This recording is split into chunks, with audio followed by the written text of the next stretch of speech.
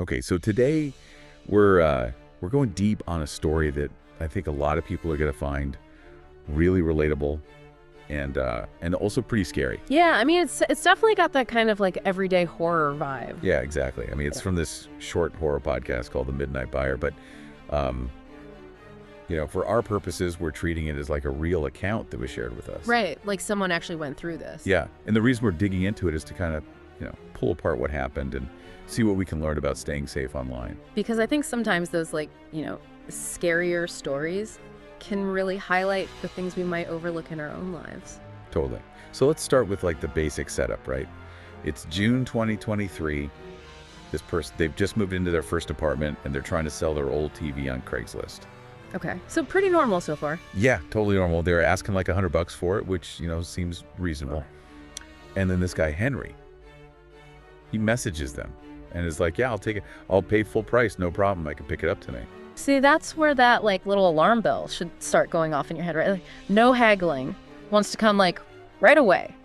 Yeah, exactly. And the narrator even says later, looking back, those are huge red flags. Because on Craigslist, everyone haggles. That's half the fun. Yeah, but in the moment, they're just thinking, oh, great, easy sale. Yeah, I get that. I mean, we've all been there. You just want to get rid of stuff.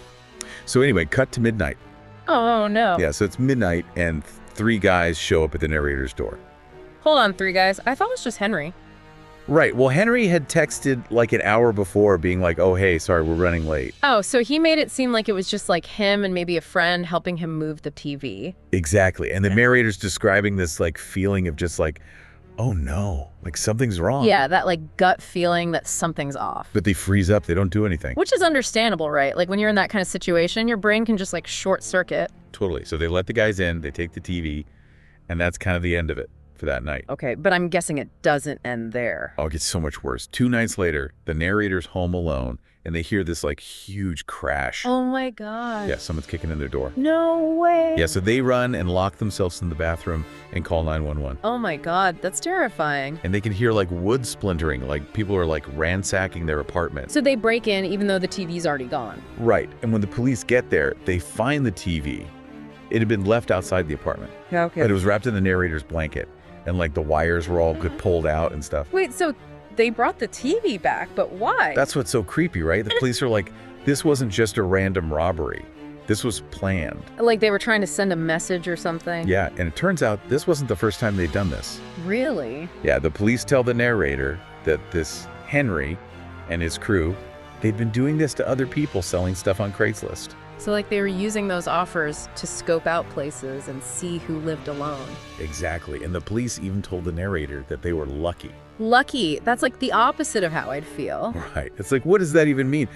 Lucky that it wasn't worse. It's terrifying to think about how much information we put online without even realizing it. Yeah, and how easy it can be for someone to use that information against us. So what happened to the narrator after all of this? They moved immediately, and they became super vigilant about security, triple checking locks all the time. Makes sense. I mean, I would too after that. But the thing that really gets me is the last line of the podcast. The narrator says, my parents were right all along. Oh, wow. Yeah, all those warnings about being careful online. Exactly, and it makes you think, right? How often do we ignore that kind of advice? Yeah, because we think we know better, or we don't want to seem paranoid. And sometimes it's the simplest advice that ends up being the most important. Totally, and it's not just about physical safety either, right? The narrator talks about still hearing knocking sometimes even though they move. Yeah, that lingering fear and anxiety. The feeling that you're never really safe. It's pretty unsettling. It is, and it makes you wonder, right? What precautions are we taking in our own lives? Are we doing enough to protect ourselves online? I think it's a really good question for everyone listening to consider. Definitely. I mean, it's easy to think that this kind of stuff only happens to other people, but the reality is that anyone can be a target. So yeah, maybe it's time to double check those privacy settings, or, think twice about what information we're putting out there. And maybe even just have a conversation with someone you trust about online safety. Because sometimes that's all it takes to avoid a really bad situation. Absolutely. But yeah, stay safe out there, everyone. And trust your gut. If something feels off, it probably is. Okay, that's all the time we have for today's deep dive. Thanks for listening. See you next time. Bye.